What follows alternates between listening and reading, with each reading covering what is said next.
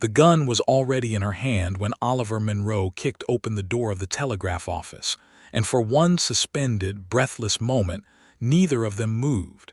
She stood behind the operator's desk with the Colt Navy revolver leveled at his chest with a steadiness that stopped him cold. Her dark eyes did not waver. Her breathing was controlled. Her grip did not shake. And Oliver, who had faced down men twice his size in the cattle yards of Abilene, felt something shift in his chest that he could not immediately name. "Step back," she said. Not a scream, not a plea, a command. Oliver Monroe had never, in 31 years of living rough and riding hard across the territories of Kansas, Colorado, and New Mexico, been given a command by a woman that he actually considered obeying. He considered obeying this one. "I'm not here for you," he said, and his voice came out lower than he intended, rougher at the edges, like he'd swallowed gravel on his way through the door. "Then whoever you are here for," she said, and the revolver did not move one fraction of an inch, "you had better explain yourself in the next 10 seconds or I will put a hole in that very expensive-looking vest." Oliver looked down at the vest. His mother had sent it from St. Louis 6 years ago, and it had survived 4 cattle drives, 2 bar fights, and a flash flood outside of Dodge City. He would genuinely hate to lose it. He raised his hands. "The telegraph operator," he said carefully. "The one who sent the wire to the Cattlemen's Association last night. I need to know what it said." Something moved across her face. Not fear, not guilt. It was subtler than that. Recognition, maybe, or the careful recalibration of a very sharp mind. "The operator," she said slowly, "is not here. I can see that." He let his eyes move around the room without lowering his hands. Dust on the floor. Papers on the desk in front of her spread out in neat stacks. An ink-stained right hand, he noticed. Clever fingers. And then his eyes went back to the revolver and to the woman holding it, and something in the back of his skull started making a sound like a distant warning bell. "Who are you?" She did not answer. And that was the moment Oliver Monroe realized, with the particular clarity that danger sometimes lends to a man's thinking, that he had made a very significant mistake the day before, because he had seen this woman yesterday. In the dusty, sun-bleached main street of Redemption Creek, New Mexico Territory, in the blistering afternoon of June the 17th, 1873. He had seen her come out of the general store with a roll of wire under one arm and a leather satchel over her shoulder, and she had glanced at him once, direct and unimpressed, and he had looked away first. He had been too proud to ask her name. By the time he understood the full dimension of that particular error in judgment, it was already the second day. And the second day of not knowing her name had lodged itself somewhere behind his sternum like a piece of hot iron and refused to cool down. But he had not asked. Now she was pointing a gun at him. Oliver Monroe decided that this was, in fact, his own fault. The town of Redemption Creek sat in a shallow valley between 2 ridges of red rock in the New Mexico Territory, and it had been established 11 years earlier by a collection of ranchers, merchants, and one very stubborn Presbyterian minister, who had decided that this particular patch of dust and scrubland needed both a church and a functioning economy. By 1873, it had grown into a town of perhaps 400 souls, a functional telegraph line that connected it to Santa Fe and Las Cruces, a general store, 2 saloons, a hotel, a livery, a doctor's office, and a one-room schoolhouse that also served as a courthouse when the circuit judge came through every 3 months. Oliver Monroe had arrived on the morning stage from Las Cruces on June the 16th with 2 purposes. The first was to deliver a letter to the town's land recorder on behalf of the Consolidated Cattle Growers of the Pecos Valley, for whom he served as a field representative and occasional investigator. The second was considerably more personal and considerably less welcome in his mind, which was to determine whether the rumors about land fraud in Redemption Creek were true, and whether those rumors implicated a man named Silas Vance. Silas Vance was not a man Oliver enjoyed thinking about. Silas Vance had, 3 years prior, sold a worthless piece of alkaline scrubland in the Texas Panhandle to 17 different families of settlers under 17 different deeds, collected payments on all 17 sales, and disappeared before any of the families could compare paperwork. The Consolidated Cattle Growers had lost money in that scheme because 2 of the fraudulent properties had been used as collateral in legitimate grazing contracts that went sour. Oliver had spent 8 months tracking the trail of that fraud before it went cold in Tucson. Now there were whispers that Vance had reappeared in this part of the territory and was running a similar operation, only this time he had the cooperation of someone inside the local telegraph office, someone who was intercepting and rerouting communications so that the fraud could operate in a neat, protected silence. Oliver had come to Redemption Creek to find that person. He had not expected the person to be a woman. He had also not expected her to be armed. He dropped his hand slowly when she finally, with a kind of careful deliberateness, lowered the revolver and set it on the desktop beside the stack of papers. "You were watching the street yesterday," she said. It was not a question. "I was new in town," he said. "Everyone is new in town at some point. Most people don't stand in the street for 45 minutes studying storefronts like they're reading a map." Oliver was quiet for a moment. She had clocked him. He had been careful, or at least he had thought he was careful, and she had seen him anyway and filed him away in that precise mind of hers, and now she was looking at him with an expression that was somewhere between wariness and speculation. "What's your name?" he said. Something flickered in her expression, something that, if he had been wrong about everything else, he might have called amusement. "You're asking that now," she said, "after you kicked in a door and I pointed a firearm at you. It seemed like the right time." She studied him for a long, considering moment. Outside, a wagon creaked past on the street. The telegraph machine on the side table sat silent, its brass fittings catching the afternoon light through the small window. "Lucy Leland," she said. Oliver Monroe filed that name into the deepest and most carefully maintained part of his memory, which was the part he reserved for things he absolutely could not afford to forget. "Oliver Monroe," he said. "I know who you are," she said. That stopped him. "You know," he repeated. "Consolidated Cattle Growers of the Pecos Valley, field representative. You tracked the Vance land scheme in Texas 3 years ago and lost the trail in Tucson." She paused. "You're better at tracking than you are at not being watched, Mr. Monroe. I'll give you the former." Oliver Monroe, who had been in a great many uncomfortable situations in his life and had never once been at a loss for what to do in any of them, experienced for approximately 3 seconds a complete absence of his next move. Then he pulled out the chair across from the desk and sat down, because his legs had made the decision before his pride could object. "Tell me what you know about Silas Vance," he said. Lucy Leland sat down across from him, folded her hands on top of the papers in front of her, and told him a great deal more than he was expecting. She had come to Redemption Creek 14 months earlier, hired as the telegraph operator's assistant after the previous operator had resigned and moved back east. Her formal training had been in Philadelphia, where she had spent 3 years working for the Western Union Telegraph Company's main office, before the need to be somewhere that was not Philadelphia had driven her west. She had taken the position in Redemption Creek because it was quiet, and because the pay was adequate, and because no one in the New Mexico territory knew her name. The dark past she carried was her own business, and Oliver Monroe would eventually come to understand that it was not his right to demand it of her before she was ready to give it. What she told him in the telegraph office on that 2nd day of June was the part she had decided he needed to know. Silas Vance had appeared in Redemption Creek 4 months earlier under the name Samuel Everett, which was his 3rd alias in 5 years.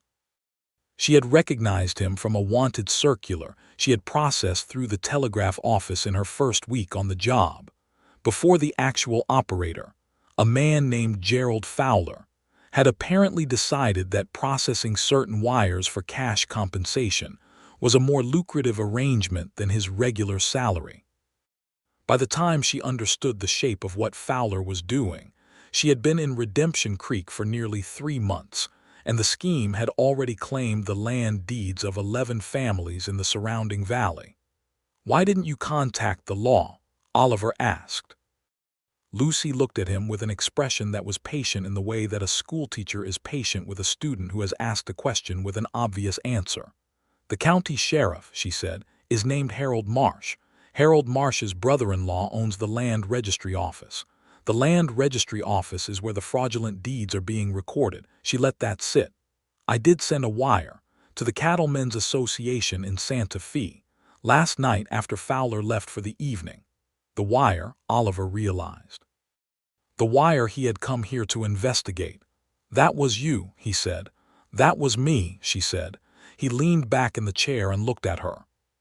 Truly looked at her, the way he had not permitted himself to do in the street yesterday because he had been too proud and too cautious and too aware that looking at a woman the way he wanted to look at her was a particular kind of vulnerability that he had spent years avoiding.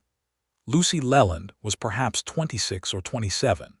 Her dark hair was pinned up with professional tidiness, though several strands had escaped around her face in the afternoon heat. Her eyes were a shade of brown so deep they were nearly black, and they were the sharpest eyes he had ever seen on a human face, male or female. Her hands, resting on the papers, were ink-stained and capable-looking.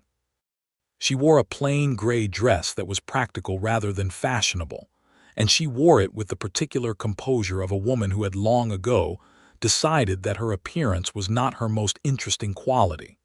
She was the most interesting person in this town. She was possibly the most interesting person he had ever sat across from. He had been thinking about nothing but her name since yesterday afternoon, and now he had it, and somehow the having of it made everything worse. "How much documentation do you have?" he asked. "Enough," she said. "I've been copying the relevant wires and keeping the carbons hidden in the false bottom of the transmitter cabinet." She paused. "I've been doing this for 3 months, Mr. Monroe. I've been building a case. I have dates, amounts, recipient names, corresponding land parcel numbers, and the name of the bank in Las Cruces where the fraudulent proceeds are being deposited." Oliver Monroe had worked in frontier law enforcement in various capacities for 9 years, and he had never in those 9 years had a witness walk him through a fully assembled body of evidence on his second day in a town he'd barely learned the layout of. He opened his mouth and closed it again. "You've been doing this alone," he said. It came out not as a question but as something closer to wonder. "I have been doing this alone," she confirmed, without particular drama, as though solo evidence gathering in a town with a corrupt sheriff was simply a task one undertook when necessary. "That's dangerous," he said. "Yes," she agreed, "it is. Fowler doesn't know you've been copying the wires. No, he thinks I'm a quiet woman who does as she's told and doesn't ask questions. I've worked very hard to make him think that." Oliver looked at her. The gun, he noticed, was still within easy reach of her right hand. "How did you know," he said carefully, "that I wasn't one of Vance's men?" Lucy was quiet for a moment. Then the corner of her mouth moved just slightly, in a way that Oliver would spend the next several weeks replaying in his memory. "I didn't," she said. "That's why I had the gun." The afternoon wore on. Lucy made coffee on the small iron stove in the back room of the telegraph office, black and strong and considerably better than anything Oliver had managed to produce from the hotel across the street, and they sat on either side of the desk in the long amber light and worked through what she knew and what he knew and where the gaps were. She knew the local mechanics of the scheme better than he did. He knew the larger pattern, the way Vance had operated in Texas, and what his escape routes had looked like when the previous scheme collapsed. Between the two of them, they could see the shape of the whole thing in a way that neither could have seen alone. This, Oliver thought, was not a sensation he had ever experienced before. The particular feeling of a mind meeting another mind and finding, against all expectation, something like a match. He tamped that feeling down hard and concentrated on the problem. The problem was this. Vance, operating as Samuel Everett, had introduced himself to the town as a legitimate land investor from Denver. He had begun purchasing parcels of disputed range land through the registry office with cash, then reselling those parcels to incoming settlers using fraudulent deeds that assigned the same parcel to multiple buyers simultaneously. Because Redemption Creek's telegraph connection to the outside world ran through Gerald Fowler, who had been persuaded to intercept any wires that might raise inconvenient questions, the fraud had operated in a comfortable silence for 4 months. The 11 affected families had paid their money, taken their deeds, and begun building lives on land that was about to be declared contested in a fraud investigation that would take months or years to resolve. "When does Vance plan to leave?" Oliver asked. "Within 2 weeks," Lucy said. "He's running the same pattern he ran in Texas. He stays long enough to establish enough sales to be profitable, then transfers the bank deposits and disappears before the buyers start comparing notes." She set down her coffee cup. "He's going to leave 11 families with nothing, families who used everything they had to get here." Oliver heard something in her voice when she said that. Something that was not just professional concern. "You know them," he said. "The families." Lucy was quiet for a moment. "Mrs. Hargrove has 3 children. Her husband died of cholera on the wagon trail coming out here. She used the last of what she had for that deed." A pause.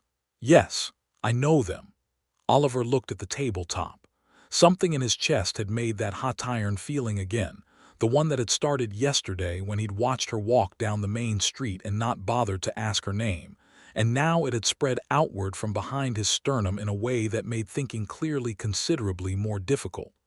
"We need to move fast," he said. "If we're going to stop this before he transfers the funds, we have 2 weeks at the most, and we need federal authority. The county sheriff is compromised, which means we bypass him and go directly to the U.S. Marshal's office in Santa Fe." "We need to send a wire," Lucy said. "Can you send it without Fowler knowing? Fowler doesn't come in until 8 in the morning. If we send it tonight at the right hour, I can recode it so it looks like routine traffic in the log." Oliver looked up at her. "You can recode it." "I can recode it," she said, with the same matter-of-fact certainty she had used to describe everything else. "I spent 2 years in Philadelphia developing a cipher system for the Western Union Company's secure correspondence. It's what I was hired there to do." A pause.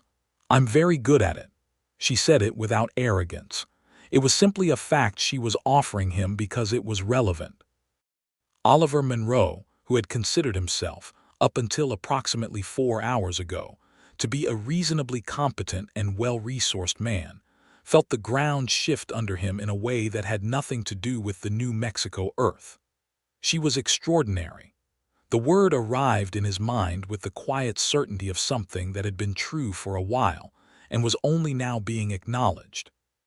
He pushed back from the desk and stood up, because sitting across from Lucy Leland in the amber afternoon light with that realization settling into his bones was not a situation he could maintain and still function at the level this operation required.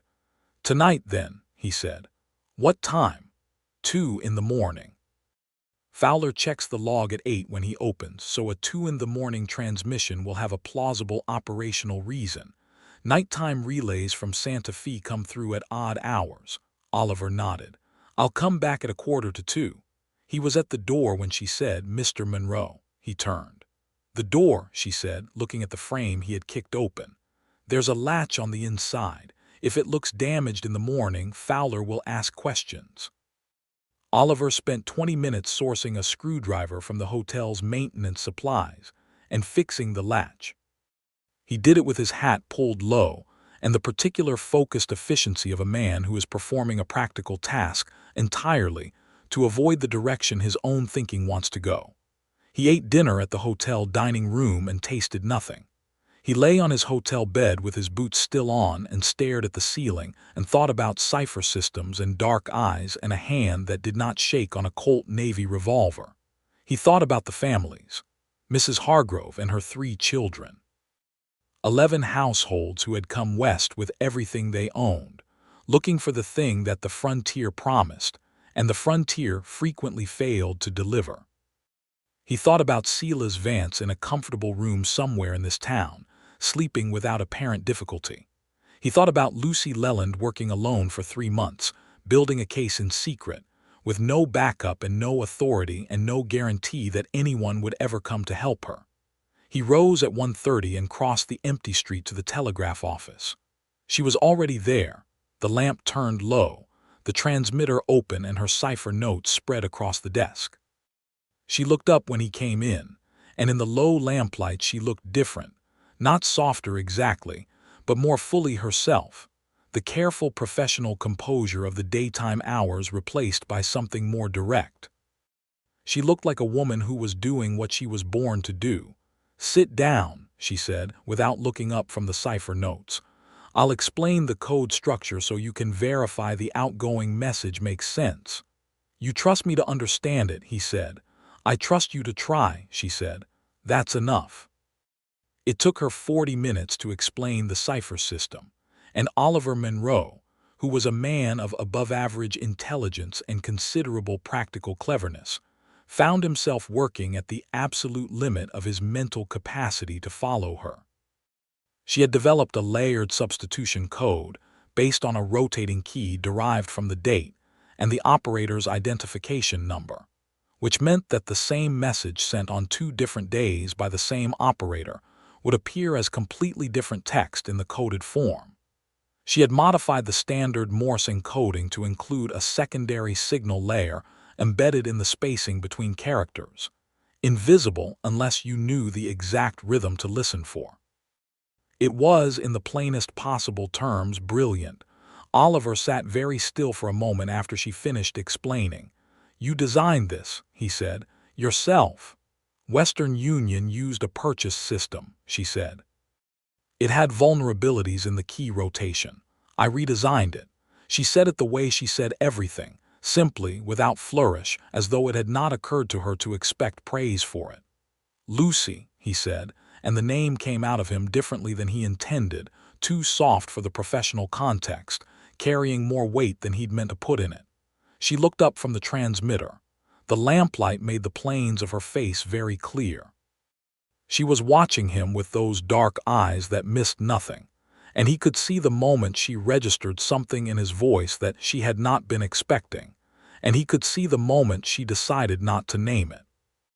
"Help me time the spacing on the key sequence," she said, and handed him her watch. He took it. Their fingers did not touch. He was very deliberate about that. They sent the wire at 2:17 in the morning. The message, translated from cipher, read, "Vance confirmed active Redemption Creek as Everett stop evidence package complete stop request federal authority and 2 deputies stop respond through secure relay stop Leland." Oliver looked at the word Leland at the end of the message. "You're signing it yourself," he said. "It's my evidence," she said. "My name belongs on it." He thought about what that meant. What it cost to put your name on a message to the federal marshal's office when you lived in a town with a corrupt sheriff and a conspirator who had not yet discovered what you knew. It was a brave thing. It was a deeply, quietly brave thing. "You understand," he said carefully, "that once this wire is received and the investigation opens, Vance may find out that it came from here." "Yes," she said. "And if he determines it came from the telegraph office, then I'll be in a great deal of danger," she said. "I know." She began closing the transmitter cabinet. "I've been in a great deal of danger for 3 months, Mr. Monroe. I've become accustomed to it." Oliver Monroe made a decision in that moment. It was not a complicated decision, and he did not spend a long time on it. It was the kind of decision that a man makes when he understands, with sudden and complete clarity, exactly what kind of man he intends to be. "I'm not leaving Redemption Creek," he said. She paused with the cabinet half closed and looked at him. "My assignment was to investigate and report," he said. "I've done that. But I'm not leaving until this is resolved and you're safe." The silence that followed was long enough that Oliver heard the distant sound of a horse on the street outside, the normal nighttime sounds of a town doing its small, continuous business, and under it the soft sound of Lucy Leland's breathing, which was steady and careful and gave nothing away. "That's not necessary," she said. "Possibly not," he agreed. "I'm doing it anyway." She looked at him for a long moment in the lamplight, and whatever she was reading in his face, she apparently read it accurately because she did not argue further. "All right," she said quietly, "but you follow my lead in the office. Fowler cannot suspect anything has changed. Understood? And you tell no one in this town that we've been in contact. Not yet." "Agreed." She latched the cabinet, gathered her cipher notes, and tucked them into the leather satchel that Oliver now recognized as her security system, the thing she kept all her most dangerous documentation in. She carried it with her when she left the building at 2:45 in the morning, and Oliver walked behind her through the dark street at a distance of 20 feet, because being seen together at this hour would raise exactly the kind of question they could not afford to answer.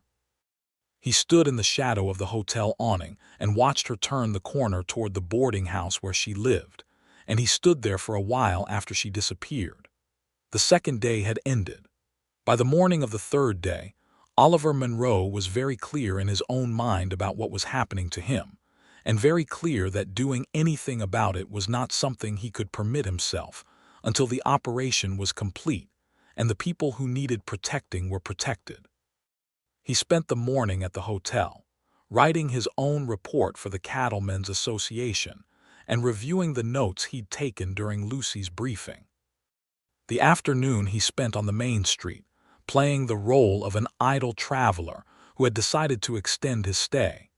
Going into the general store for tobacco he didn't use and sitting on the hotel porch with a newspaper he wasn't reading. He watched Silas Vance, a compact, well-dressed man of about 50, with the florid complexion of someone who drank too much, and the careful, pleasant manner of someone who had been selling people things they didn't need for most of his life, walk into the land registry office at 2 in the afternoon and come out 20 minutes later. He watched Gerald Fowler close the telegraph office at 5:30 and walk to the far saloon. He watched Lucy Leland cross the street at noon for lunch at the boarding house dining room and not look in his direction once. She was good at this. Better than anyone he had worked with, actually, which was a thought that would have been more disturbing before he knew who she was. On the fourth day, a wire came back. Lucy intercepted it before Fowler opened the office, decoded it in the back room while Oliver stood near the door where he could hear the street, and then stood very still for a moment before she handed him the decoded text. "Marshal Garrett is sending 2 deputies," she said quietly. "They'll arrive on the Thursday stage from Santa Fe. That's 8 days." 8 days, Oliver said. 8 days during which Vance may or may not decide to accelerate his timeline. Oliver folded the decoded message and handed it back to her. "How secure is your document cache? The carbons in the transmitter cabinet." "They're secure as long as no one knows to look for them," she said. "If Vance somehow learns that someone in this office has been building a case," she stopped. "How much of the evidence do you have that's not in that cabinet?" he asked. She hesitated. "Some. I've been keeping duplicates." "Where?" Another hesitation. This one was different from the first. The first had been tactical, this one was personal. "At the boarding house," she said finally. "In my room, hidden in the lining of my traveling trunk." Oliver nodded. He did not ask for a more specific description. "If we need to move the cabinet documents, how long would it take?" "An hour, maybe less. The cipher records would have to be burned. I have them memorized." "You have a cipher system memorized." "It's not difficult if it's your own system," she said, with the particular mildness of someone who has never fully understood why other people find things difficult that they find straightforward. Oliver looked at her. She was standing with the decoded message in her hand and her satchel over her shoulder in the cramped back room of the telegraph office, which smelled of machine oil and ink and the coffee she'd already made, and she was the most remarkable human being he had ever stood in a room with, and he was in a great deal of trouble. "Lucy," he said, and stopped. She waited. She was good at waiting, he'd noticed. She gave people space to finish their own thoughts rather than filling the silence with her own. "I want to tell you something," he said. "Not about the operation." A pause. She adjusted the satchel strap. "All right," she said. "I'm going to wait until this is over to tell you," he said. "I just wanted you to know that there is something, that I intend to say it." He held her gaze. "That's all." The silence that followed was the kind that rings slightly like a bell after it's been struck. "All right," she said again. It was the same word, but it was different in timbre, softer, more careful. "I'll be here." The days that followed were the longest days Oliver Monroe had ever lived through, and he had lived through a cattle drive in August across the Texas Panhandle, which was a reasonable comparison. The routine was careful and constant. Oliver made himself visible around town as a man with no particular urgency, a man between jobs who was enjoying the climate and the hotel's surprisingly decent cook.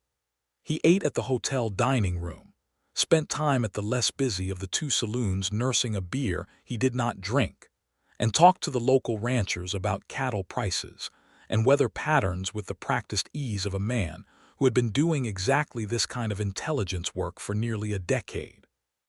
He and Lucy did not acknowledge each other in public. They passed on the street without eye contact. It was a discipline that Oliver found more difficult than he was willing to admit. In the evenings, after Fowler closed the office, they met in the back room of the telegraph office for 1 hour. Lucy would have already reviewed the day's traffic and flagged anything relevant. Oliver would report on what he'd observed on the street. They would compare notes and adjust their reading of Vance's timeline. It was the most productive operational partnership Oliver had ever maintained. It was also, in the evenings, in the close air of the back room with the lamp lit and her notes spread between them, increasingly difficult to maintain the precise professional distance that the situation required.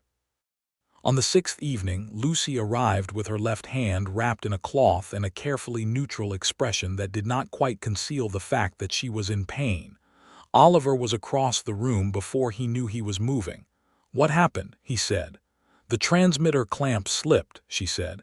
"It's not serious. It's just a burn." "Let me see it." She hesitated, and in that hesitation he read the particular pride of someone who does not like showing weakness, and he recognized it because it lived in himself. And because of that recognition, he did not push but simply waited, and after a moment she extended her hand. The burn on her palm was not severe, but it was real, and it must have hurt considerably more than her expression suggested. Oliver went to the small supply cabinet where Fowler kept a basic medical kit, found the burn salve and the clean cotton wrapping, and came back to the table. He sat across from her and unwrapped the cloth she'd put on it and looked at the burn and then began, carefully, to apply the salve. Lucy watched his hands. She did not make a sound. "You should have come to find me," he said quietly. "I had the transmitter to finish first," she said. He looked up at her. Their faces were close in the low light. He could see the exact moment she decided to maintain the professional composure and the exact cost of that decision. "Lucy," he said. "Don't," she said quietly. "Not yet. You said not yet." He had said that. He had said he would wait until it was over. He looked back down at her hand and finished wrapping it with the cotton. "All right," he said. He held her hand for 1 moment after the wrapping was done, both of his wrapped around hers, not applying any pressure, not asking anything, just holding it. Then he let go. On the 7th day, everything changed. Oliver was on the hotel porch at 9:30 in the morning when he saw Gerald Fowler go into the land registry office. Fowler never went to the registry office. Fowler's arrangement with Vance operated through the telegraph alone. The registry office was Vance's territory. Oliver was across the street in 2 minutes and positioned at the corner of the building, where the old board siding had enough gaps to allow the sound of a conversation to leak through in the dry morning air. He heard Fowler's voice, anxious and quick. He heard Vance's voice, which was smooth and unhurried in the particular way of dangerous men who have not yet decided whether to be alarmed. He heard the phrase "wire traffic to Santa Fe" and "someone in the office," and got to check the log. He was at the telegraph office in 4 minutes. Lucy was at the transmitter, and she read his face the moment he came through the door. She moved before he finished his first sentence. She had the transmitter cabinet open and the carbons in her satchel in under 3 minutes. Oliver watched her work with the focused, economical efficiency of someone who had rehearsed this emergency in her mind enough times that the muscle memory was already there. "The cipher notes," he said. She was already at the stove in the back room, feeding the notes into the fire. "Go," he said. "Go to the boarding house. Get the trunk documents and take the satchel to." He looked around. "Is there anywhere outside the main street where you can go safely?" "There's a ranch," she said, watching the last of the cipher notes catch. "The Hargrove place, about 2 miles north. She knows what I've been doing. She's the only one I told." "Go there," he said. "I'll hold Fowler here." She turned to face him. "How? Leave that to me." She looked at him for precisely 1 second with those dark, exact eyes, and then she picked up the satchel and went out the back door. Oliver smoothed the logbook on the transmitter table, positioned himself in the front room behind the desk, and when Gerald Fowler came through the door 20 minutes later, Oliver Monroe looked up from the newspaper he had acquired from the hotel reading room and said pleasantly, "Morning." Fowler stopped dead. "Telegraph office is open, isn't it?" Oliver said. "I've got a wire to send to Las Cruces." Fowler stared at him. Fowler was a thin man with a nervous face and the look of someone who had told himself his compromises were small enough not to matter. He stared at Oliver with the expression of a man whose carefully managed world has just developed an unexpected feature. "Where's Miss Leland?" Fowler said. "Didn't see her when I came in," Oliver said pleasantly. "Door was open, so I let myself in. Hope that's all right." Fowler went to the transmitter. He checked the log. He checked the cabinet. Oliver watched him without appearing to watch him. The carbons were gone. The log showed normal traffic. There was nothing in the cabinet that shouldn't be there. Fowler turned around. "I'll need to find Miss Leland before I can process any wire," he said. His voice had the studied calm of someone who is very frightened and trying hard not to show it. "Of course," Oliver said. "I'll come back." He folded the newspaper under his arm and left. He went directly to the livery, saddled the bay gelding he'd arranged to rent on his second day in town, and was riding north out of Redemption Creek within 15 minutes. The Hargrove homestead was a modest collection of sun-bleached buildings on the flat grassland north of the ridge, tidy in the practical way of a woman who had learned to make order out of very little. Oliver tied the horse at the fence and went to the door and knocked. The woman who opened it was perhaps 40, with the weathered, steady face of someone who had buried a husband and raised 3 children in the territory and was still, against considerable odds, standing upright. She looked at Oliver with a measuring expression that reminded him unexpectedly of Lucy. "Mr. Monroe," she said, "Lucy told me you might be coming." "Is she here?" "She is." Mrs. Hargrove stepped back from the door. Lucy was at the kitchen table with the satchel open in front of her and the trunk documents laid out in careful order. She looked up when he came in. The wrapped hand rested on the table. The burned salve had already been replaced with a fresh cloth. "They suspect the office," he said. "How much time do we have before the deputies arrive?" "1 day. They're coming on tomorrow's stage." Lucy nodded slowly. She looked at the documents on the table. "1 day is enough if we can prevent Vance from learning that the marshal's office has been contacted." "Can Fowler be held without authority?" "Not legally," she said. "And arresting Fowler without Vance will just alert him."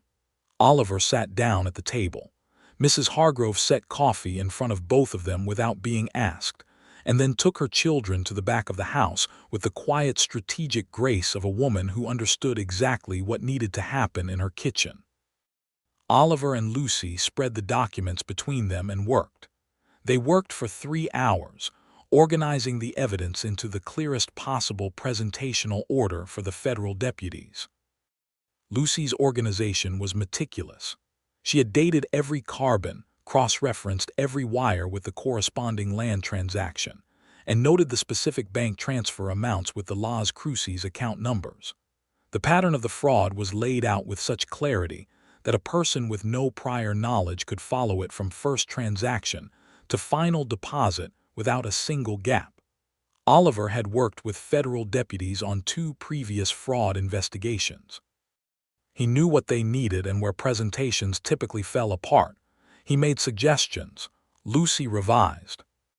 They argued briefly and productively about the sequencing of 2 particular document clusters, and Lucy was right, which Oliver conceded without particular difficulty, because he was more interested in being effective than being right.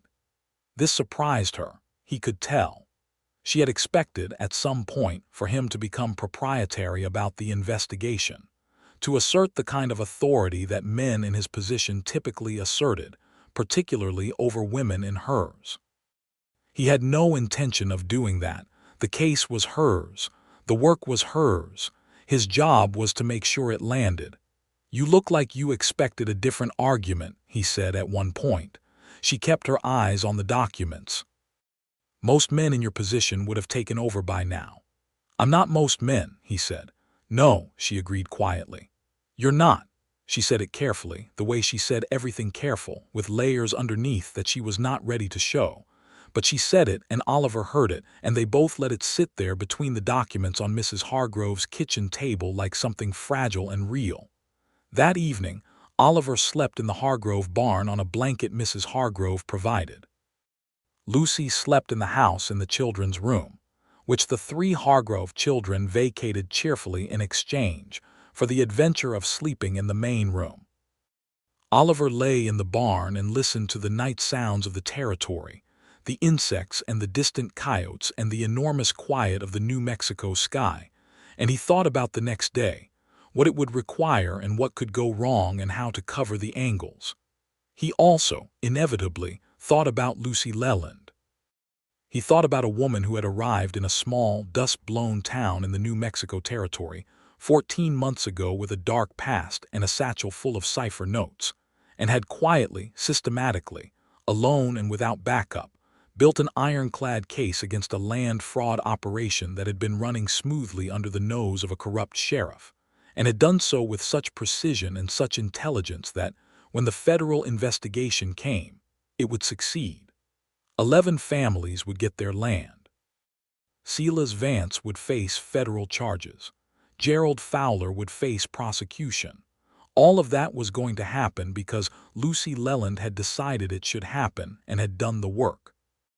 Oliver Monroe, who had been too proud to ask her name on the first day and had thought of nothing else by the second, felt something in his chest finalize itself in the dark of the barn with the particular quiet certainty of something that has been true for a while and has simply decided that now is the time to be acknowledged. He was in love with her.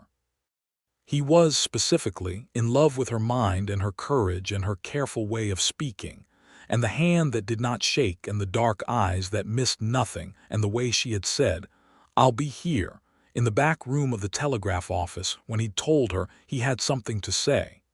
He was going to tell her. The Thursday stage arrived at 11 in the morning, and Oliver was in the street, having ridden back into town at dawn, when 2 men in federal deputies' badges stepped down from the coach. He introduced himself and took them to the hotel room he'd been using as a temporary office, and by noon, with Lucy present and the documents laid out on the bed in the sequence she had organized them, the deputies had seen everything they needed to see. The senior deputy, a man named Caldwell with 20 years of federal service and the look of someone who had processed a great many fraud cases, looked at the organized evidence and then looked at Lucy with an expression that Oliver recognized as professional respect being recalibrated upward. "You prepared all of this yourself, Miss Leland," Caldwell said. "Yes," she said. "Over 3 months." "Yes." Caldwell looked at Oliver. "She did," Oliver said. Caldwell looked back at Lucy. "This is the most organized private evidence compilation I have received in 15 years of federal investigation," he said. "The clarity of the cross-referencing alone will reduce this prosecution by months." Lucy nodded, accepting this with the same equanimity with which she accepted everything. "What's the timeline for the arrest?" "This afternoon," Caldwell said.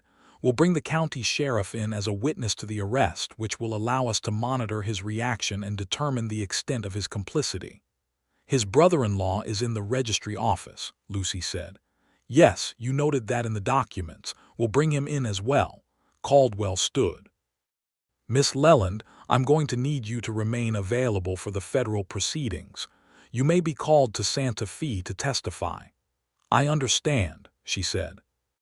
Vance, operating as Samuel Everett, was arrested in the dining room of the Better of Redemption Creek's 2 saloons at 2 in the afternoon, where he was having lunch. Fowler was arrested at the telegraph office. The registry office clerk was brought in for questioning. Sheriff Marsh, brought along as a witness per Caldwell's plan, went pale when he saw the scope of the documentation and was subsequently very cooperative about the extent of his own awareness of the scheme, which was, it turned out, limited. Marsh had known his brother-in-law was processing unusual registry business, but had not fully understood the fraud. He was not charged, but was informed that his office would be reviewed. By 5 in the afternoon, Silas Vance was in the territorial jail 2 towns over, being held for federal transit to Santa Fe. By 5:30, the 11 affected families had been informed that their deeds were being reviewed under federal protection, and that the process to restore their legitimate claims had been initiated. By 6 o'clock, Oliver Monroe was sitting on the steps of the telegraph office in the long golden light of the New Mexico evening, and Lucy Leland came out the door behind him and sat down beside him. They sat there for a moment without talking. The main street of Redemption Creek went about its early evening business, a wagon here, a horse there, children running on the boardwalk. The air smelled of dust and sage and the first cooling breath of the evening. "It's done," she said. "It's done," he agreed. She had the satchel in her lap, but loosely, not with the iron grip she'd maintained for the past several days. Her shoulders had dropped half an inch from where she'd been carrying them. Oliver looked at his own hands on his knees and thought about what he had said in the back room of this office 11 days ago. "I told you there was something I wanted to say," he said. "You did," she said.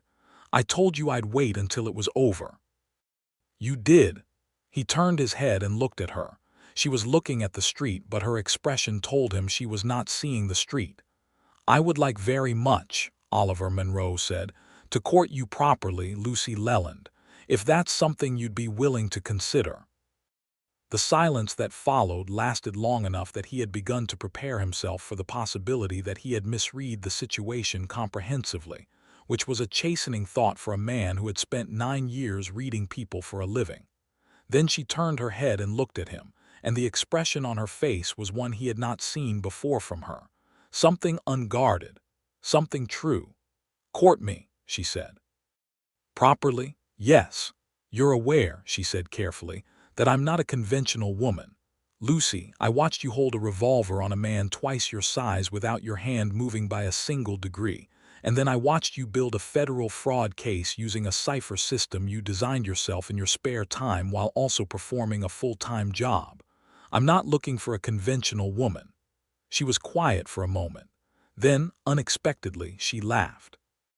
It was a real laugh, brief and genuine with no performance in it, and it did something to Oliver's chest that he was fairly certain was permanent. "All right," she said. "All right, you'll let me court you, or all right in the general sense?" "Both," she said. Oliver sat back against the post. The evening was going amber and rose over the red ridges east of town. The main street was settling into its quieter evening rhythm. A dog barked somewhere. "I want to know about Philadelphia," he said, "and the Western Union Company, and the cipher system, all of it. I want to know what brought you out here." She was quiet for a moment, and this time the quiet had the texture of something that was deciding whether to open. "My father," she said finally. "He was a forger. He specialized in financial documents. He was very good at it." She paused. "I discovered what he was doing when I was 22. I reported him to the authorities." Another pause. "He went to prison. My mother never forgave me. Philadelphia stopped being a place I could live." Oliver was quiet, processing that, the weight of it, the cost of it. "How old are you?" he said. "27, she said. "You?" "31, she nodded slightly. "Then, you asked why I came out here. I came because I wanted to be somewhere my name didn't mean anything, where I could start fresh." A pause. "What I didn't know was that I'd end up in the middle of another fraud scheme." "What brought you to telegraph work?" he said. The almost smile returned. "I was good with codes from childhood. My father taught me before I knew what he was using the skill for. When I discovered what I could do with it legitimately, it felt like the right use of a wrong education." Oliver thought about that. The particular courage of taking something that had been used to harm and turning it into something that protected people. "Your dark past," he said quietly, "is not a secret that diminishes you." She looked at him. "It's a thing you survived," he said. "And then you used what you learned from it to protect 11 families you didn't know." Lucy looked at him for a long moment in the evening light, and he watched something in her face do the slow, quiet work of deciding to believe something that had been offered. "Oliver," she said. It was the first time she had used his given name. "Yes, I think," she said, "that you might be quite easy to fall in love with." Oliver Monroe, who had faced down fraudsters and cattle thieves and corrupt officials and the full formidable arsenal of difficult situations that the frontier offered, sat very still on the steps of the Redemption Creek telegraph office and felt the words land in him like sunlight. "That's fortunate," he said when he had his voice back to something like its regular register, "because I've been thinking of very little else since the second day." She tilted her head slightly. "Since the second day. I was too proud to ask your name on the first," he said. She looked at him with those dark, sharp eyes. Then she said quietly, "Well, you know it now." "I do," he said. "I know it very well." He stayed in Redemption Creek for 3 more weeks. The federal proceedings required his report, and then his follow-up report, and then a detailed accounting of the timeline which he was perfectly content to provide because it meant remaining within a reasonable distance of Lucy Leland. During those 3 weeks, he courted her as he had said he would, properly and deliberately, and with the specific kind of attention that comes from a man who has identified something rare, and has no intention of being careless with it.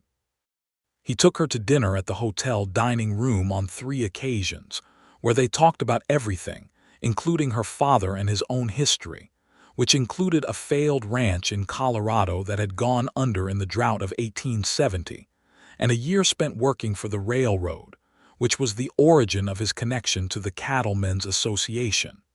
He had a mother in St. Louis, he told her, who sent him vests. A brother in Kansas City who ran a dry goods store and wrote letters full of domestic news that Oliver answered dutifully once a month. "And you've never married," she said, on the second dinner. "I've never met a woman I wanted to spend all my time with," he said, and did not look away when he said it. She was quiet for a moment, and then she said, "I find that I want to be honest with you about something." "Please," he said. "I have been entirely self-sufficient for 5 years," she said. "I intend to remain so. I am not looking for a man to take care of me. I am looking for, if anything, a partnership." "I know that," he said. "That's what I'm proposing." She looked at him steadily. "You say that now." "I say it because it's true," he said. "Lucy, I spent 3 weeks in professional partnership with you, and it was the most effective and interesting collaboration of my working life. I'm not interested in finding a smaller version of you to be comfortable with. I'm interested in you exactly as you are." She looked at her coffee cup for a moment. Then, "All right," she said. "Good." On the 14th day of his extended stay, he kissed her for the first time. It happened on the steps of the boarding house at the end of an evening walk, in the blue dusk, with the smell of sage in the air, and the stars beginning to show over the red ridges. And it was brief and entirely appropriate and absolutely everything. She looked at him afterward with the expression that was starting to become his favorite expression in the world, the one that was still calculating but also warm, and she said, "Good night, Mr. Monroe." "Good night, Miss Leland," he said. He walked back to the hotel in the blue dark with the particular lightness of a man who has made a very significant deposit into his happiness and knows it. On the 21st day, his assignment from the cattle growers was formally complete. The federal case was in the prosecutor's hands. He had to go back. He told her the night before he was due to leave. They were on the evening walk again, which had become a daily institution, a circuit of the town's quieter streets in the dusk that they had both begun treating as necessary. "I have to go back to the Pecos Valley," he said. "My office is in Las Cruces. It's 3 days' ride." "I know where Las Cruces is," she said. "I know you know," he said. "I'm saying it because I want you to know that I'm coming back." She walked for a moment in silence. "You have a life and a work, both of which will include Redemption Creek regularly," he said, "if that's acceptable." She was quiet again. Then, "What are you asking me?" He stopped walking. She stopped a half-step later and turned to face him. The dusk was very blue. The stars were very bright. She was looking at him with those extraordinary eyes. "I'm asking," he said, "whether you would be willing to continue what we've begun, whether you would let me come back here, and whether at some point when you're certain we might be able to discuss something more permanent than that." "More permanent," she repeated. "I won't rush you," he said. "I mean that. You've spent 5 years building a life on your own terms, and I will not walk in and redirect it. But I want you to know that my intentions are serious." She looked at him for a long, measuring moment. "Come back," she said. "I'll still be here." He came back. He came back 6 weeks later with a report for the Land Registry's Federal Oversight Committee that could have been mailed, but that he brought in person. He stayed 4 days. They walked every evening. They talked until midnight at the hotel dining room. She told him more about Philadelphia, the good parts this time, the early years before she understood what her father was, the music she'd loved and the books she'd read, and the mathematics teacher at the Women's Academy who had first understood what her mind could do. He listened to all of it with the full attention of a man who understands that learning a person is the greatest privilege of a life. He came back 8 weeks after that, this time with no official reason, which he told her plainly when he arrived. "I came because I wanted to," he said, "and because this is where I want to be." She stood in the doorway of the telegraph office, where she had resumed her position after Fowler's arrest, and Caldwell's office had confirmed her employment directly with the Federal Telegraph Administration, giving her a level of institutional security she had not previously had. She was the operator now, fully and officially, with no one above her in the office and no compromised superior to navigate around. She looked at Oliver Monroe, who was standing on her front step with dust on his boots and a very clear expression on his face. "Come in," she said. "I have coffee." That visit lasted 2 weeks. He found a room at the hotel and spent the days familiarizing himself with the ranching situation in the surrounding valley, having determined, with the particular practicality of a man who has made a decision, that the Pecos Valley cattle growers needed a field representative in the Western District, and that the Western District contained, among other places, Redemption Creek. He proposed a reorganization of his field territory to his supervisors by wire from the Redemption Creek telegraph office, operated by Lucy Leland, who was standing at the transmitter when the return wire came back with approval, and who turned around and handed him the message with an expression he could not read for a full second before he realized it was her version of delight. "You arranged to be assigned here," she said. "I arranged to be assigned to this district," he corrected, "which covers 600 square miles and approximately 30 ranching operations, and happens to include this town." "It does, yes." She looked at him. "Oliver Monroe, Lucy Leland." "You are," she said, "very deliberate." "Yes," he said, "I am." The next month was the happiest month Oliver Monroe had experienced in his adult life, which he recognized as a significant statement given that it was spent in a small town in the New Mexico territory during a particularly hot summer. He established his field office in the hotel, which required a minor negotiation with the hotel proprietor about long-term room rates, and he began his district work in earnest, which was legitimate and necessary, and which frequently took him away for 2 or 3 days at a time to visit the ranching operations spread across the valley. He always came back to Redemption Creek. Lucy's work at the telegraph office had become, since Fowler's removal, a different thing entirely. The federal oversight of the station meant that her cipher skills were now formally recognized and compensated. She had been asked, quietly, by the Western District Federal Office to consult on communication security protocols for the territory's telegraph network. She was doing work that mattered and that she was uniquely qualified to do, and she was doing it from the office in Redemption Creek. And some evenings Oliver would come by after his day's work and sit on the steps of the office, and she would come out when she was finished, and they would walk. In September he asked her to marry him. He did not do it dramatically. He did not do it on bended knee in a public place. He did it in the evening on the walk, when the air had finally cooled from the summer heat and the first hint of autumn was in the air, and the stars were out, and they had been talking about the families in the valley, how Mrs. Hargrove's deed had been formally restored and her children's school enrollment was confirmed for the autumn term. "I want to marry you," he said. She did not break stride.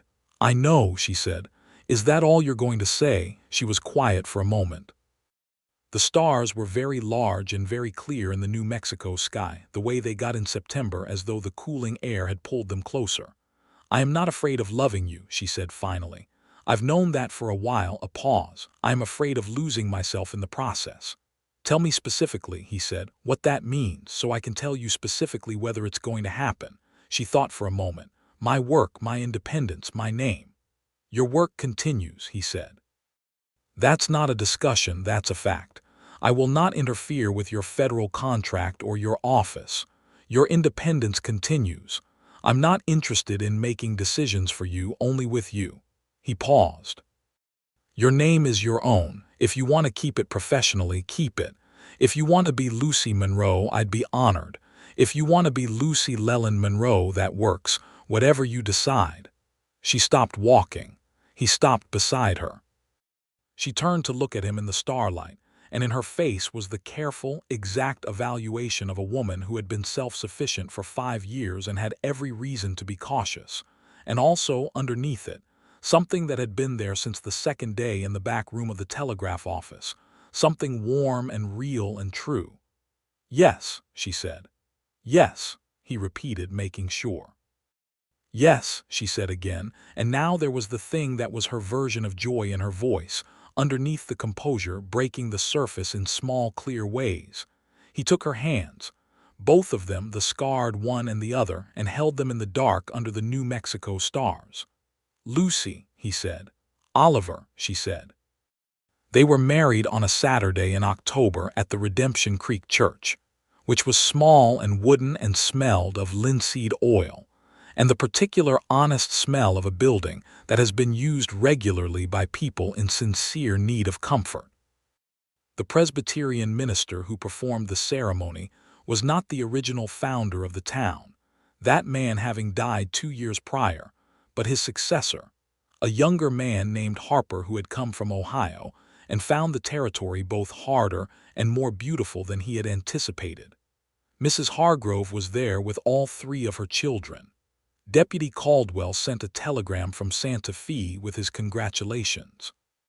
The general store owner, whose wife had become something of a friend to Lucy in the preceding months, brought apple cake. Lucy wore her best dress, which was deep blue and simple, and she had let her hair down from its professional arrangement, and she stood beside Oliver Monroe in front of Reverend Harper and said the words with the same directness she brought to everything, looking at Oliver rather than the minister when she said them. Oliver Monroe, who had ridden into this town 4 months earlier with a letter for the land recorder and a list of questions about a telegraph fraud scheme, stood beside her in his best suit, which was not the vest from St. Louis but an actual suit jacket that he had ridden to Las Cruces to purchase specifically, and said the words back to her with the full force of what he meant. After the ceremony, standing in the thin October sunlight on the church steps, Mrs. Hargrove embraced Lucy for a long moment. Oliver shook the hands of the men who offered them and accepted congratulations from the various members of the small community who had come. Redemption Creek, which had seen a great deal in the past 4 months, seemed to exhale slightly. There was something in the gathered faces that Oliver, who had spent 9 years reading people, could identify. The collective relief of a community that had survived a betrayal and was watching something good happen. The promise implicit in a wedding in a place that had recently been reminded of what betrayal costs. He watched Lucy accept Mrs. Hargrove's embrace and laugh at something the older woman said, and he thought about all the things that could have gone differently.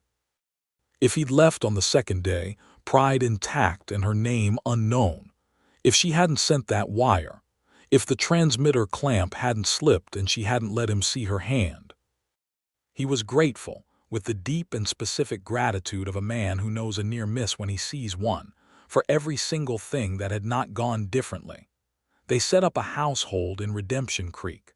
Oliver rented a small house on the eastern end of the main street, 2 rooms and a kitchen, that they spent the first weeks furnishing with the practical efficiency of 2 people who both value function over appearance. He built a bookshelf. She filled it. He discovered that she read constantly, everything from agricultural pamphlets to works of philosophy, and that she had opinions about all of it that she was willing to argue at length. He argued back, and they were both better for it. He continued his field work across the Western District. She continued her telegraph operation and her federal cipher consulting work. 3 evenings a week, without particularly planning it, they found themselves at the kitchen table with papers spread between them, sometimes his ranching reports and her cipher notes, sometimes simply books and correspondence, working in the same room with the particular comfort of 2 people who have found in each other the rarest of things. The company that makes solitude better rather than worse. Winter came to the territory with its cold, clear nights and its ice on the water troughs, and the particular beauty of snow on the red ridges that Oliver had never seen before, having spent his winters in the flatter country further east. Lucy stood at the window one January morning and looked at the snow on the ridges and said, "I didn't know it could be this beautiful here." "You've been here for 2.5 years, he said. "I was working," she said simply. "I didn't always have the time to look." He stood beside her and looked at the snow on the ridges. "We have time now," he said. She leaned her shoulder against him just slightly, and they stood there looking at the winter light on the red rock. In February, Lucy told him she was expecting their first child. She told him with the same directness she brought to every significant communication, looking at him across the kitchen table in the morning with a cup of coffee in her hand, and the particular expression of someone who is being deliberate about managing her own reaction to something enormous. "That's," Oliver started. "Yes," she said. "Lucy." "I know," she said. And then unexpectedly her composure did a small, clear thing. It cracked just slightly in the best possible way. A brightness came into her eyes that she didn't bother to manage, and she said, "I'm quite happy about it." Oliver Monroe crossed the kitchen in 3 steps and took her face in his hands and kissed her forehead and then her cheek, and then held her with his arms around her and thought, this is what all of it was for. She did not tell him not to be sentimental. She put her arms around him and held on. The summer of 1874 was very warm and very full. Lucy continued her telegraph work through the spring and into the summer, adapting her schedule with the particular determined practicality of a woman who had decided that the growing roundness of her figure was not a reason to do less excellent work. The federal cipher consulting had expanded into a formal 3-year contract with the territorial office, which meant a regular income that exceeded Oliver's field representative's salary, and which Oliver regarded with the uncomplicated pleasure of a man who is not threatened by his wife's success. Mrs. Hargrove brought meals occasionally and offered advice with the gentle authority of a woman who had done this 3 times. Lucy accepted the meals and listened to the advice, and then made her own decisions, which Mrs. Hargrove had clearly expected and accommodated easily. Deputy Caldwell passed through Redemption Creek in April on official business and spent an evening at the Monroe house for dinner, where he and Lucy spent 45 minutes discussing cipher vulnerabilities in the territory's relay stations, while Oliver listened and asked questions and thought about how much he liked his life. The testimony in the Vance prosecution was completed by written deposition in March. Lucy submitted from Redemption Creek with the formidable precision of her evidence work. Silas Vance was convicted in Santa Fe federal court in May on 12 counts of land fraud and sentenced to 7 years in the territorial prison. Gerald Fowler pled guilty to wire fraud and received 3 years. The land registry clerk received a suspended sentence in exchange for his full cooperation. The 11 affected families had their deeds formally restored by the end of April. Mrs. Hargrove's deed was among the first processed, and the morning the official federal confirmation arrived through the telegraph office, Lucy brought it to the Hargrove homestead herself. She came home from that errand in the late afternoon with the particular expression of someone who has done something that mattered. "How is she?" Oliver asked. "She cried," Lucy said, "and then she made pie and insisted I take half of it home. She set the pie on the kitchen counter and stood for a moment with her hand on it. The oldest boy, James, he's 8, he shook my hand like a man, very formally." Oliver watched her face. "You did that," he said. "You did that for them." "We did," she said. "The lion's share was you," he said. She looked at the pie, then she looked at him. "I came here to disappear," she said. "I wanted to be somewhere that no one knew me. Somewhere I could just be quiet and do my work." A pause. "It didn't turn out like that." "No," he said. "I'm not sorry," she said. "Good," he said. "Because I'd have to object strenuously if you were." She laughed, the real laugh, brief and genuine, and then her face changed in the way it had been changing more frequently as the pregnancy progressed, softer and more open than she usually let herself be. "Come eat pie," she said. Their son was born on the 4th of August, 1874, in the room at the back of the Monroe house in Redemption Creek, attended by the town's doctor, a pragmatic Scotsman named Dr. Mac Ray, who had been practicing in the territory for 12 years, and by Mrs. Hargrove, who had offered and whose presence was, in the event, exactly the right thing. He was a healthy child with Oliver's dark blonde hair and Lucy's eyes, which arrived in the world open and alert and immediately suspicious of everything, which Oliver felt was a very promising sign. They named him Thomas James Monroe.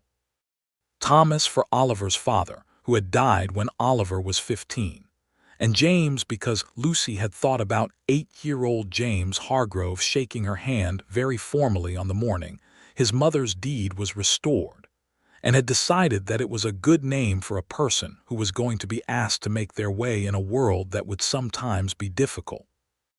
Oliver held his son in the August afternoon light coming through the window and felt something complete in his chest that had been moving toward completion for a long time.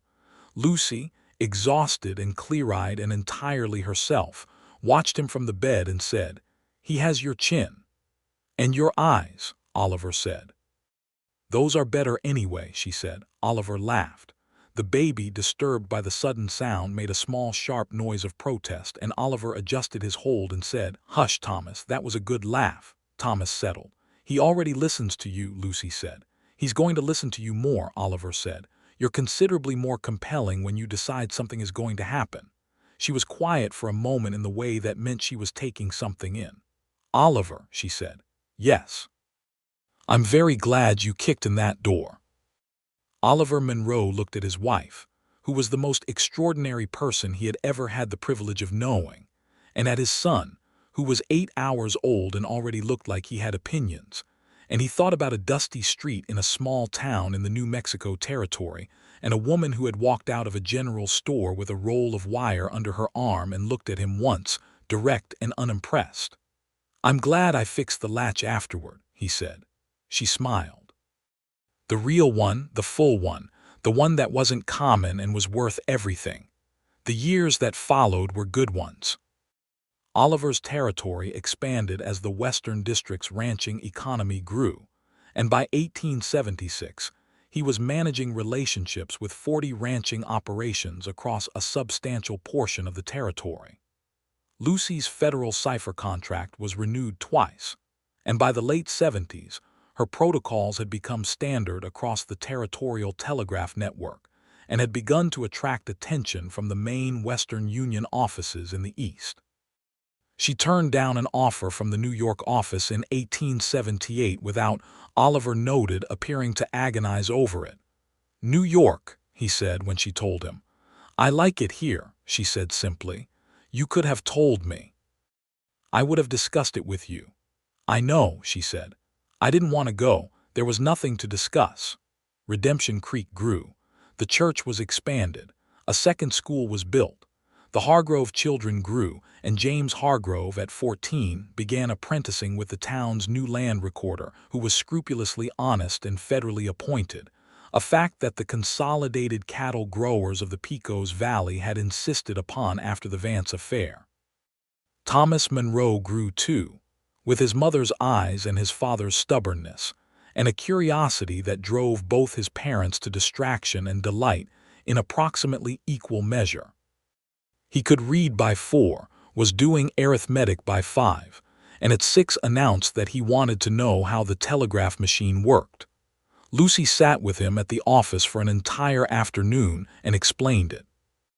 Oliver, who had cleared his schedule on the grounds that ranch inspection reports could wait, sat in the corner and watched his wife explain Morse code and circuit mechanics and the principles of electromagnetic signaling to a 6-year-old with the same patient precision she brought to everything.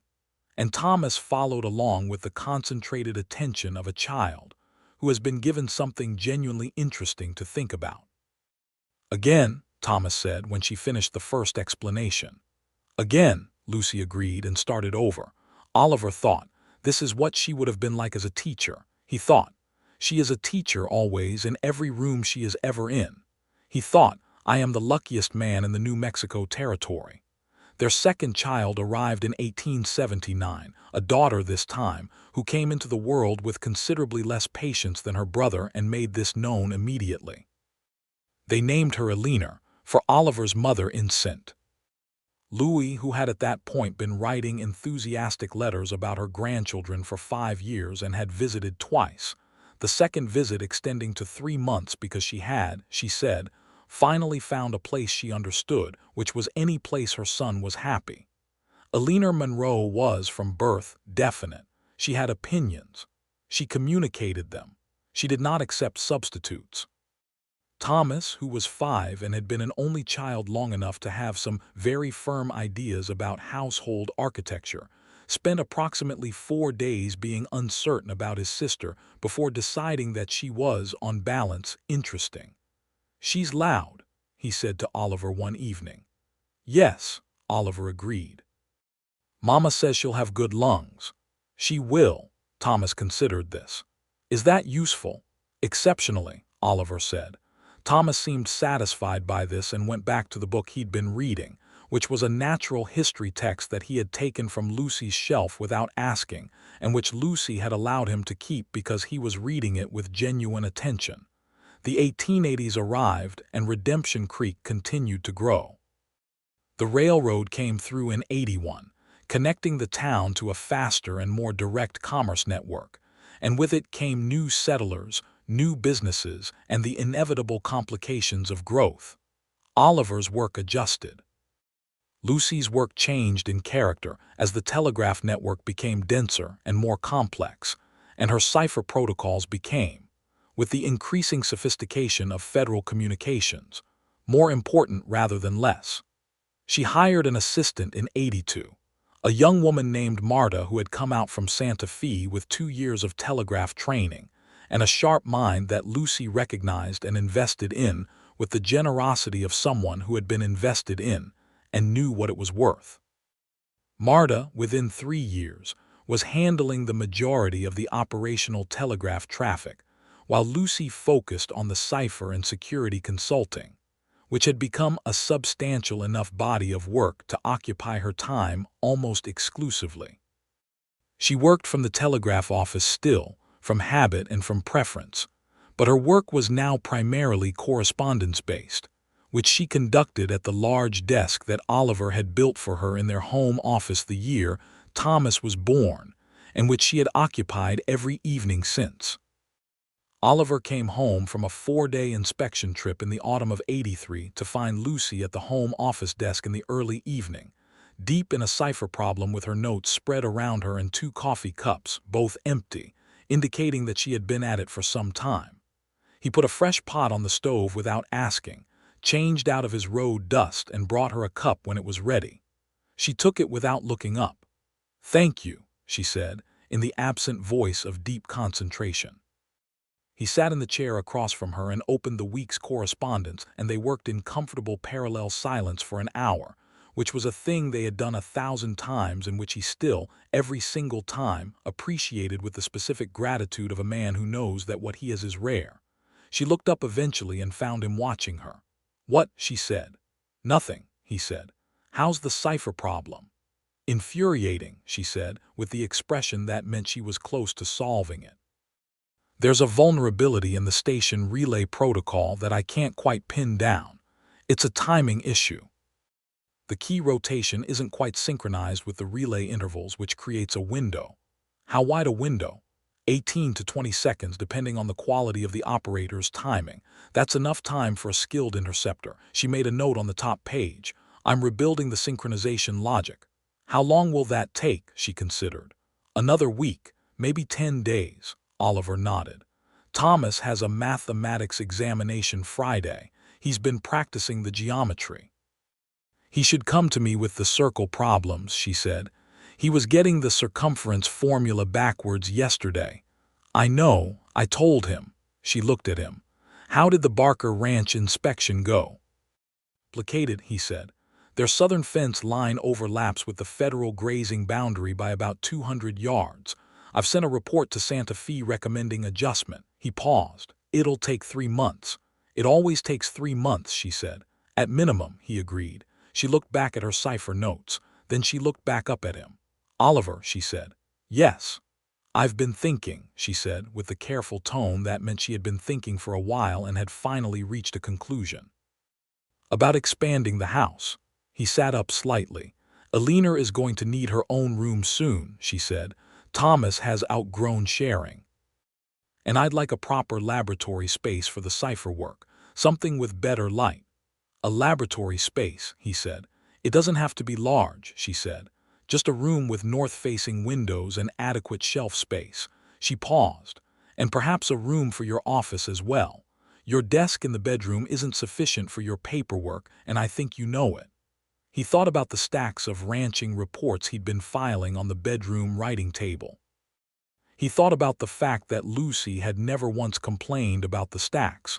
"You've been waiting to say this," he said. "I've been deciding whether it was necessary," she said. "I've decided it's necessary." "All right," he said. "I'll draw up the plans."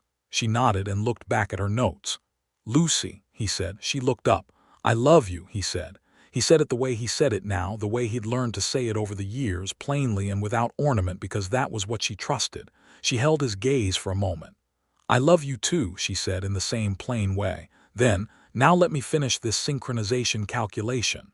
"Take all the time you need," he said, and picked up his correspondence. The addition to the Monroe house was completed in the spring of 1884. North-facing windows, proper shelving, a long worktable for Lucy's cipher laboratory, a proper office for Oliver with a map of the Western District pinned to the wall, and a filing cabinet that actually accommodated his paperwork, a bedroom for Thomas and a bedroom for Eleanor, and, at Lucy's insistence, a small reading room off the main room where the bookshelf, which had long since outgrown the wall Oliver had built for it, could be properly expanded. The day the last nail was driven and the final room was finished, Oliver walked through the house with Lucy, and they looked at each room and what it meant, the accumulation of their years, the specific shape of the life they had built together in Redemption Creek. In the laboratory room, Lucy stood at the work table and looked at the shelves and then at the north windows, which were doing exactly what she'd intended, flooding the space with clean, even light. "Yes," she said, with quiet satisfaction. In the reading room, Oliver ran his hand along the newly expanded bookshelf, where he had already begun arranging the overflow from the main room. "I put the natural history texts at Thomas's height," he said. "He'll be at his father's height before long," she said, coming to stand beside him. "You'll need to adjust." "He's 9, Oliver said. "He's going to be tall," she said. Oliver looked at the bookshelf. Then he looked at his wife, who was 40 now, and who wore her age the way she wore everything, with the particular elegant practicality of a person who is wholly engaged with living rather than managing an appearance. Her dark hair had silver in it now, at the temples and through the center part, and it was the most beautiful thing he had ever seen on a human face. "What?" she said, feeling his gaze. "Nothing," he said. "You look well." "I look 40, she said. "Magnificently," he said. She gave him a look of profound skepticism that was entirely undermined by the warmth in her eyes. "Oliver Monroe," she said. "Lucy Monroe," he said. She was, he knew, still professionally Lucy Leland. On her federal contracts, on her published cipher papers, which had begun appearing in the professional communications journals in the early 80s under her maiden name, and were increasingly well known in the fields of telegraph security and cryptographic design. In the town, she was Lucy Monroe, the telegraph cipher expert and the wife of the Western District field representative, and she occupied both identities with the same complete ease. "Are you happy?" he asked. He asked it occasionally, in the same plain way he said "I love you," because it was important to him to ask and equally important to him to mean the question. She thought for a moment. It was one of the things he'd always loved about her, that she actually thought about questions instead of answering reflexively. "Yes," she said, "comprehensively." He put his arm around her shoulders and she leaned against him, and they stood in the new reading room in the afternoon light, with the sound of Thomas explaining something mathematical to a leaner in the back garden drifting through the open window, and the new shelves smelling of fresh pine, and the whole of the life they had built together, arranged around them like something that had been assembled with care and patience, and the specific kind of love that comes from two people who recognize in each other something rare. Oliver Monroe thought about a man who had ridden into a small town in the New Mexico territory on the morning stage with a letter for the land recorder and a list of questions, and who had been too proud to ask the name of the woman he'd seen in the street on the first day. He thought about what it had cost him, that pride. 24 hours of not knowing. He thought about what the second day had given him instead. He was not, in general, a man who spent time on regret. But he was, occasionally, a man who spent a moment of sharp and genuine gratitude for the particular narrowness of the margin by which things had gone right rather than wrong. "Lucy," he said. She said, not moving. "I'm glad I went back," he said. "On the second day, I'm glad I went back to find out." She was quiet for a moment. Then, in the way that she sometimes answered not the surface of a thing but the whole of it, "I'm glad too," she said. "I had the gun out, but I wasn't going to shoot you." He laughed, low and real, and she made the sound that was her laugh, the one he loved. And outside in the garden Thomas said something that made a leaner shriek with outrage and then immediately laugh. And the spring light came through the north-facing windows at exactly the angle she'd planned, and Redemption Creek went about its afternoon business on the other side of the wall, and Oliver Monroe held his wife in the reading room of the house they had built together and thought, "This is it. This is the whole of it. This is what everything was for. It was enough. It was more than enough. It was everything."